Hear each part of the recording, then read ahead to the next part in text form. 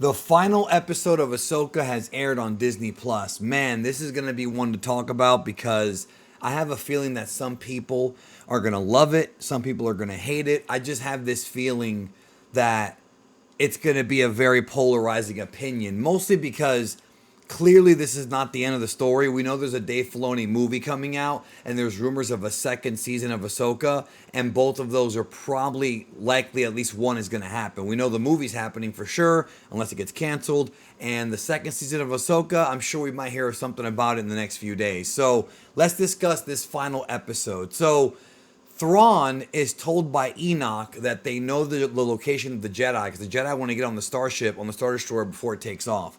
So he's discussing the story about how he knows about falling victim to a single Jedi and, never again. Obviously a reference to the past of Star Wars. So the Great Mothers say that they're going to reward Morgan with the gift of shadows, but she has to pledge herself to the sisterhood, which she pledges her entire life to them. Very creepy, very eerie scene. I love when they do stuff like this. It's very chilling. And by the way, I can't get over how much Thrawn looks like Elon Musk. I know everyone has said it, but geez, he looks a lot like him. Blue Musk. Yeah. And so the Great Mothers use their dark magic surrounding Morgan, and they manifest the Blade of Talzin. This is a demonic weapon derived from Mother Talzin, and it can resist lightsabers. It was used, I think she used it on Mace Windu, if I remember correctly. And so Morgan is all jacked up now. Her face is all like messed up because she's pledged herself to the dark side, and that happens when you do that. Look at Palpatine. His face is all jacked up because of that. It wasn't just the lightning he shot on himself. In the books, it even goes into that. The fact that when the darker and darker you go, the more it slowly like disfigures you, especially if you go really dark. So this episode's called The Jedi, the Witch, and the Warlord. Very clever name, The Lion, the Witch, and the Wardrobe, or whatever.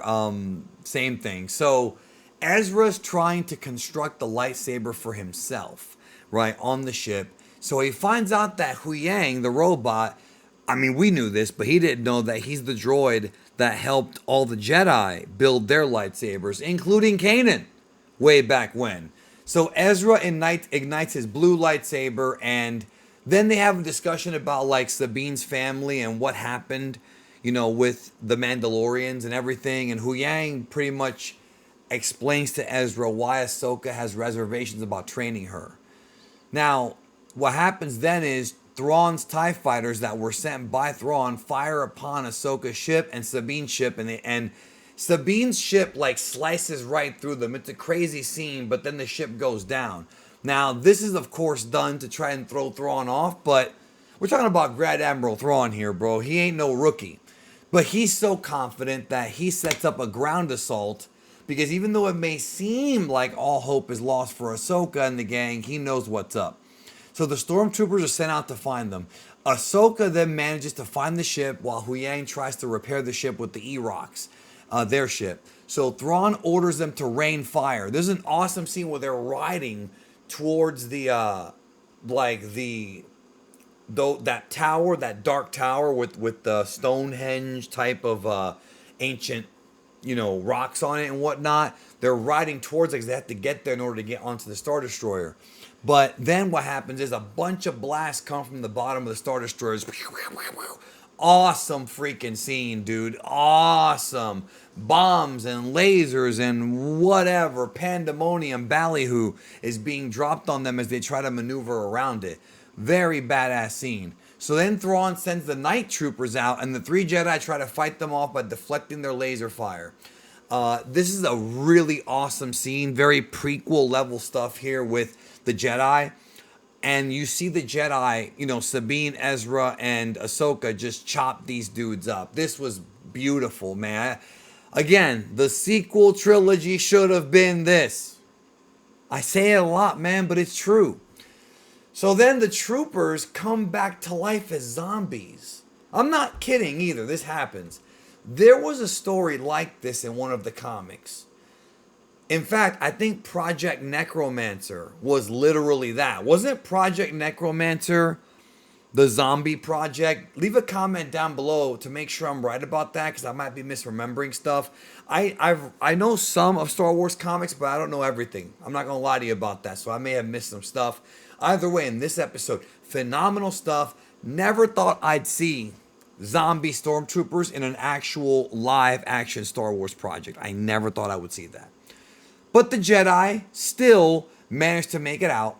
And there's an awesome scene where Sabine saves Ezra's life as they're fighting, these stormtroopers, these zombie troopers. So meanwhile, on the main bridge of the ship, the warp drive is preparing to bring the Star Destroyer back to the main galaxy.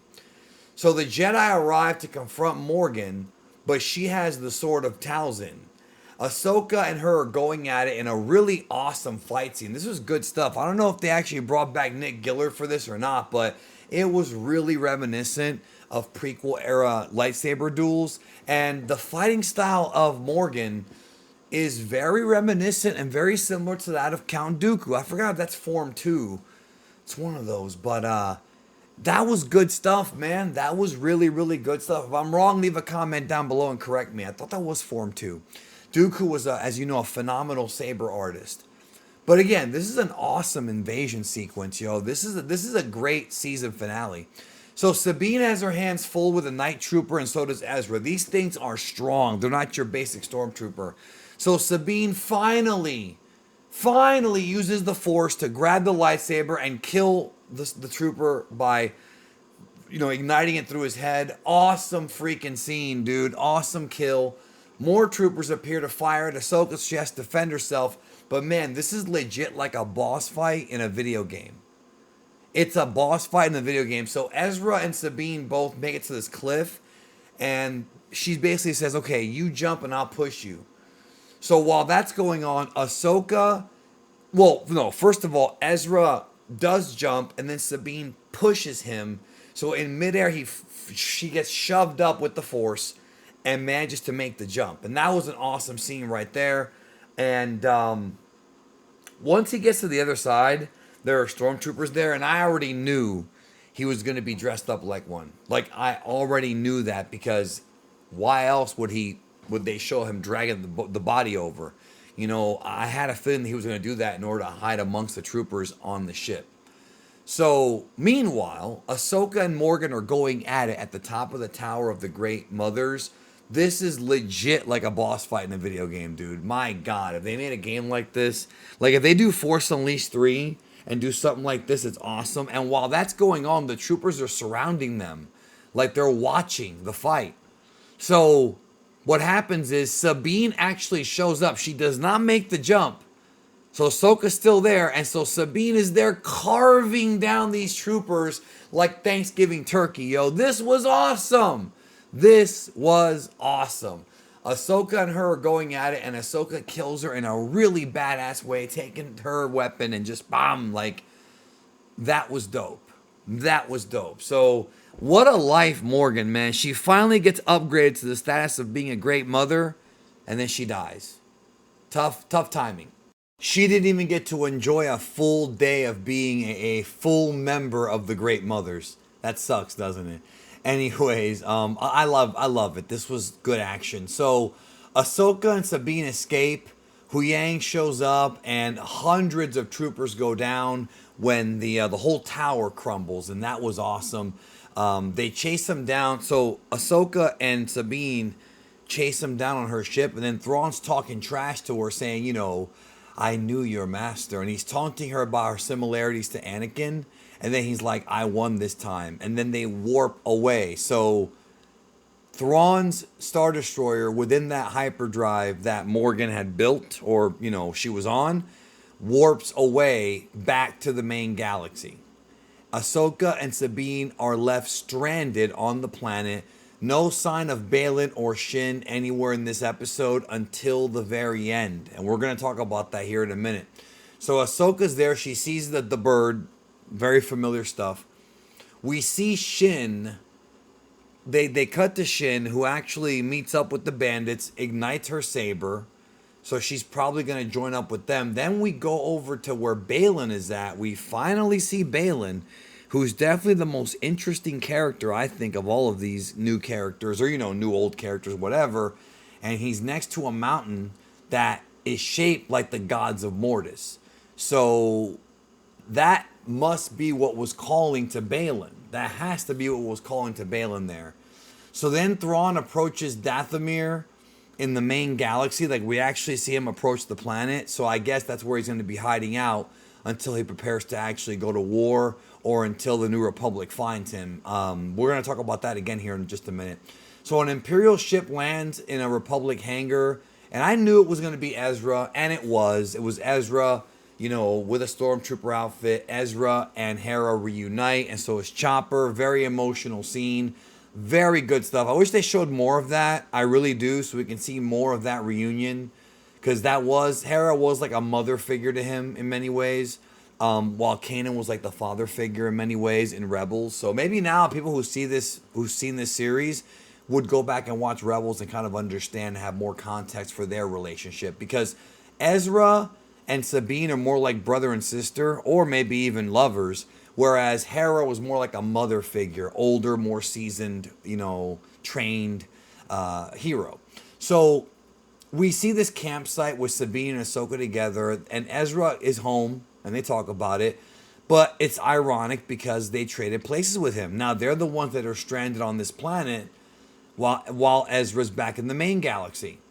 And Ahsoka says it's time to move on. So I don't know, man. I don't know if I can move on with the idea that the Great Mothers and Thrawn are in the main galaxy threatening peace, but maybe she thinks there's no way out. Maybe she thinks that they're stuck there forever. I mean, I don't think so.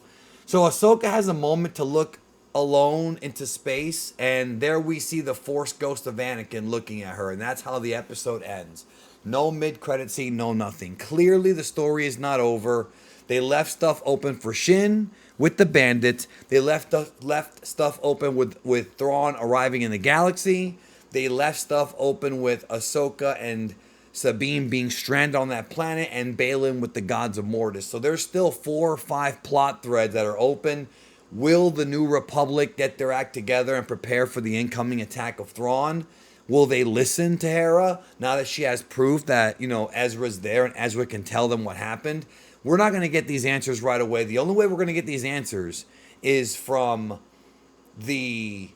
either the Filoni movie, which is going to happen. I mentioned that earlier.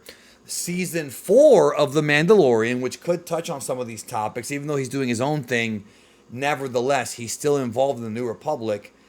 Maybe we'll see Thrawn in that season, as well as if they do Ahsoka season 2. And it really does feel like they're going to do Ahsoka season 2 because of all these Force users, Shin, Balin, Sabine, Ahsoka. Their story wouldn't really fit that much in Mandalorian, but if they had their own season to figure everything out, maybe we're going to see Ahsoka and Balin cross paths. In fact, we definitely will.